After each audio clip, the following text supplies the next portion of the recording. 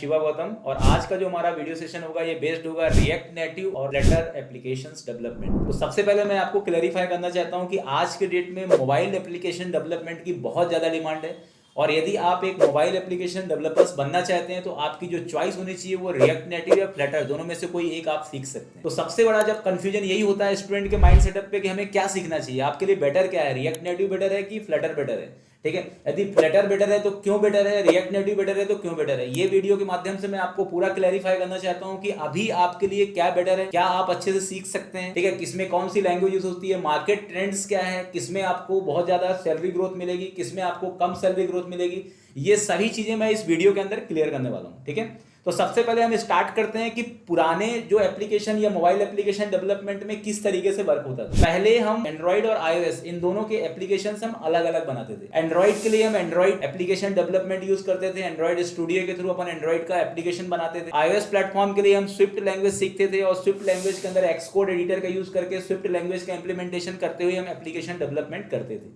ठीक है, आज भी बहुत सारी कंपनी कर रही है पर धीरे धीरे वो कंपनी अपने आप को शिफ्ट कर रही है रिएक्ट नेटिव और फ्लटर एप्लीकेशन। अब उसका रीजन ये है कि यदि आप आईफोन और एंड्रॉइड इनका नेटिव प्लेटफॉर्म यदि आप यूज करते हैं तो आपको दो अलग अलग प्रोग्रामिंग करनी पड़ेगी, दो अलग अलग प्रोग्रामिंग लैंग्वेज में आपको सीखना पड़ेगा, तब जाकर के आप एक एप्लीकेशंस बना सकते हैं। आज के लिए बहुत ज्यादा कॉम्प्लिकेटेड है क्योंकि आज का जो जनरेशन है वो बहुत ज्यादा फास्टर है। हम चाहते हैं कि 1 मंथ के अंदर ही हम एक कंप्लीट एप्लीकेशन डेवलपमेंट कर सकें जो एंड्रॉइड और आईओएस दोनों प्लेटफॉर्म को सपोर्ट करे। तो इसके लिए सबसे बेटर अप्रोच ये है कि आप रिएक्ट नेटिव या फ्लटर के थ्रू ये काम बहुत आसानी से कर सकते हैं। ठीक है, तो सबसे बड़ा एडवांटेज यही है कि रिएक्ट नेटिव और फ्लटर इन दोनों प्लेटफॉर्म के अंदर आपको एक ही बार कोड लिखना है और वो कोड आप एंड्रॉइड में भी यूज कर सकते हैं और आईओएस में भी यूज कर सकते हैं।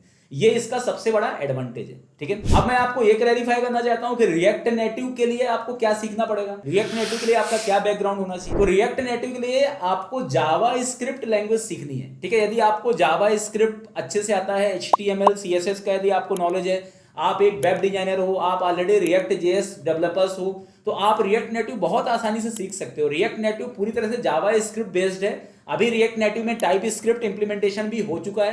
तो यदि आप जावा स्क्रिप्ट और टाइप स्क्रिप्ट लैंग्वेज सीखते हैं तो रिएक्ट नेटिव में आप बहुत आसानी से एप्लीकेशंस डेवलपमेंट करना सीख सकते हैं।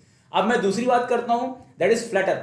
अब फ्लटर किसने बनाया, ये गूगल कंपनी के थ्रू बनाया गया प्रोडक्ट। 2017 में गूगल ने इसको फर्स्ट टाइम लॉन्च किया। और फ्लटर के अंदर यदि आपको प्रोग्रामिंग सीखना है तो उसके लिए आपको ऑब्जेक्ट ओरिएंटेशन कंसेप्ट का नॉलेज होना चाहिए, आप C++ का नॉलेज होना चाहिए, जावा कोर का नॉलेज होना चाहिए। तो फ्लटर के लिए आपके लिए बेटर अपॉर्चुनिटी होगी। फ्लटर में जो लैंग्वेज होती है उस लैंग्वेज का नाम है डार्ट लैंग्वेज। और जो डार्ट लैंग्वेज है ये ऑब्जेक्ट ओरिएंटेड प्रोग्रामिंग स्ट्रक्चर को फॉलो करती है। तो डार्ट लैंग्वेज और जावा लैंग्वेज में आपको ज्यादा डिफरेंस नहीं मिलेगा। यदि आपने जावा लैंग्वेज सीख रखा है या आपने C++ सीख रखा है तो आप डार्ट लैंग्वेज को बहुत आसानी से समझ सकते। ओके, अब ये तो बात हुई प्रोग्रामिंग लैंग्वेज की और एनवायरनमेंट की।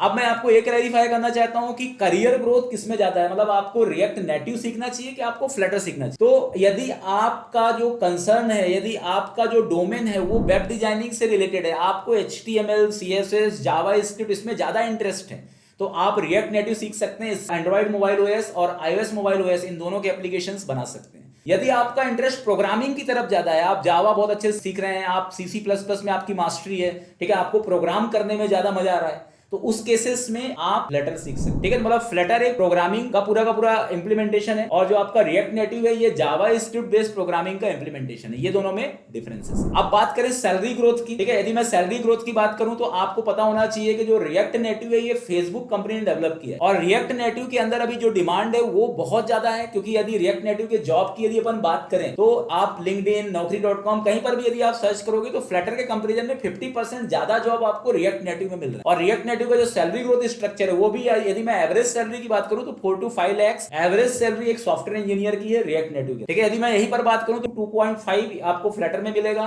और फ्लटर के अंदर जो जॉब अपॉर्चुनिटी है वो रिएक्ट नेटिव के कंपैरिजन में 50% लेस है। तो यदि अपन जॉब और ग्रोथ वाइज देखा जाए तो रिएक्ट नेटिव ज्यादा बेटर है एज कंपेयर टू फ्लटर। पर यदि आपका इंटरेस्ट फ्लटर में है तो यदि वो कंपनी पे भी वेरी करता है, यदि आप कोई टॉप MNC कंपनी या मल्टीनेशनल कंपनी में जाते हैं तो वहां पर आपको अच्छा पैकेज भी फ्लटर के अंदर भी मिल सकता है। ठीक है, क्योंकि फ्लटर प्रोडक्ट है गूगल का और आपको पता है कि गूगल के अंदर बहुत ज्यादा एनहांसमेंट होते हैं और गूगल के अंदर यदि आप जाते हैं तो आपका करियर ग्रोथ कभी भी डाउन नहीं होगा।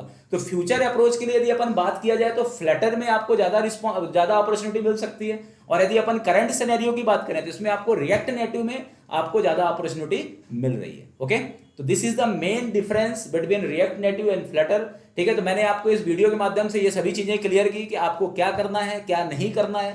ठीक है, और आप अच्छे से वीडियो यदि आपने अच्छे से रिकॉग्नाइज किया होगा तो आप यदि फ्लटर और रिएक्ट नेटिव दोनों में से कोई सा भी लैंग्वेज सीखते, कोई सा भी टेक्नोलॉजी सीखते हैं तो आपका फ्यूचर्स बेटर होगा। Thank you.